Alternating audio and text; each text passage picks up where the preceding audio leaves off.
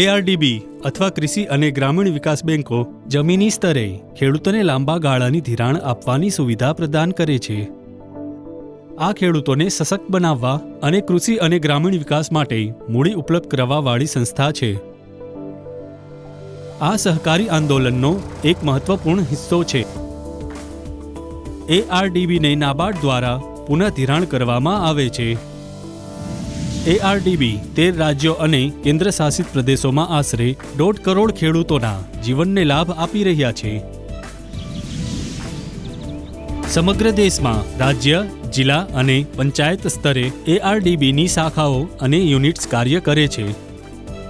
માનનીય પ્રધાનમંત્રી શ્રી નરેન્દ્ર મોદીજીના દૂરદર્શી નેતૃત્વમાં અને માનનીય ગૃહ અને સહકારિતા મંત્રી શ્રી અમિત શાહજીના માર્ગદર્શન હેઠળ સહકારિતા મંત્રાલયે અનેક પગલાં લેવાનો નિર્ણય કર્યો છે. સહકારિતા મંત્રાલય દ્વારા એઆરડીબીને કોમ્પ્યુટરાઇઝ કરીને સશક્ત બનાવવા માટે એક યોજના શરૂ કરવામાં આવી છે.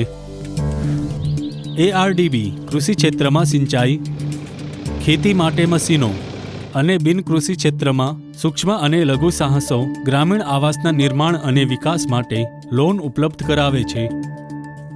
कोऑपरेटिव सेक्टर के इस आयाम ने किसान को आत्मनिर्भर करने की दिशा में बहुत बड़ा शुरुआत किया था.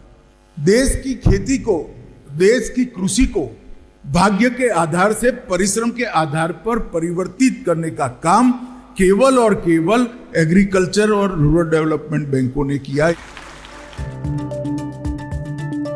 સમય અને જરૂરિયાતોને ધ્યાનમાં રાખીને કૃષિ અને ગ્રામીણ વિકાસ બેંકોએ તેમના કાર્યક્ષેત્રને વધુ વિસ્તૃત કરવાની જરૂર છે.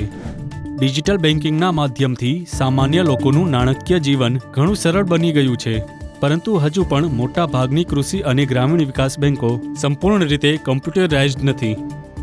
તેથી ભારત સરકાર 13 રાજ્યોમાં કૃષિ અને ગ્રામીણ વિકાસ બેંકોની 1851 કાર્યાલયોનું કોમ્પ્યુટરીકરણ કરશે.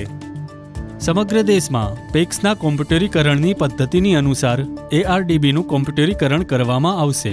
લાંબા ગાળાની લોનની સુવિધા અને અન્ય કાર્યો માટે એક ઈઆરપી આધારિત સોફ્ટવેર બનાવવામાં આવશે અને તમામ એઆરડીબીઝને કોમ્પ્યુટર, મલ્ટીફંક્શનલ પ્રિન્ટર અને હાર્ડવેર આપવામાં આવશે. પંચાયત કક્ષાએ 2 કોમ્પ્યુટર સિસ્ટમ, જિલ્લા અને શાખા કક્ષાએ 3 કોમ્પ્યુટર સિસ્ટમ અને રાજ્ય કક્ષાએ 25 જેટલી કોમ્પ્યુટર સિસ્ટમ ઉપલબ્ધ કરાવવામાં આવશે. આ યોજનામાં કુલ 127 કરોડ રૂપિયાનો ખર્ચ કરવામાં આવશે, જેની વહેંચણી કેન્દ્ર સરકાર, રાજ્ય સરકાર અને એઆરડીબી વચ્ચે થશે. હાર્ડવેરની ખરીદી માટે એઆરડીબીને 25%ની રકમ ચૂકવવી પડશે, તેમજ કેન્દ્ર અને રાજ્ય સરકાર બાકીની 75% રકમનો ખર્ચ ઉઠાવશે. યોજના હેઠળ એઆરડીબીના સોફ્ટવેર અને હાર્ડવેરની જરૂરિયાતો અને કર્મચારીઓના તાલીમનું ધ્યાન રાખવામાં આવશે. આ યોજના લાગુ થવાથી માત્ર કોઓપરેટિવ પ્રણાલીની કામગીરી અને જવાબદારીમાં સુધારો થશે નહીં, પરંતુ લોકો એઆરડીબીની કાર્યાલયોની સેવાઓનો યોગ્ય રીતે લાભ મેળવી શકશે. કૃષિ અને ગ્રામીણ વિકાસ બેંકના કોમ્પ્યુટરાઇઝેશન થઈ જવાથી જમીનદારોને સુવિધા મળી જશે, કામ ઝડપથી થશે. લોન લેવા માટે તમારે વારંવાર બેંકની મુલાકાત લેવાની જરૂર રહેશે નહીં. તમે ઘરે બેઠા તમામ ટ્રાન્ઝેક્શન તપાસી શકશો, સમય પણ બચશે. યોજનાનું પૂર્ણ થવા પર ટ્રાન્ઝેક્શન ખર્ચમાં ઘટાડો થશે અને આ રીતે ખેડૂતોને લોન મેળવવાનું સરળ બનશે. ફર્સ્ટ ટાઈમ એવું થયું છે કે કોઈ સરકારે એઆરડીબી વિશે વિચાર્યું હોય, તેમનું કલ્યાણ કરવાનું વિચાર્યું હોય, તેમનું ભલું કરવાનું વિચાર્યું હોય, તેમની સાથે જોડાયેલા ખેડૂતોનું ભલું કરવાનું વિચાર્યું છે. ખેડૂત ઘરે બેસીને પણ પોતાનું બેલેન્સ ચેક કરી શકે છે. આ બધું હશે ઓનલાઈન. બેન્કિંગ હશે, ક્લિયર બેન્કિંગ હશે, જેને કહેવાય છે પ્યોર એન્ડ શ્યોર. તેનાથી ખેડૂતોનો વિશ્વાસ વધશે. ખેડૂતો સાથે કોઈ કૌભાંડ કે છેતરપિંડી થશે નહીં.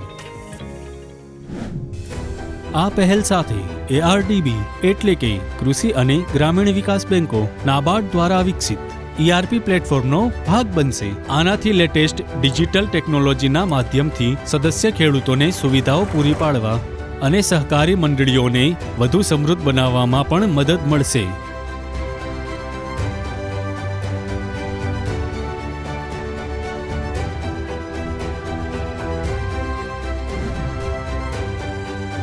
વધુ માહિતી માટે નીચે આપેલ લિંક પર ક્લિક કરો.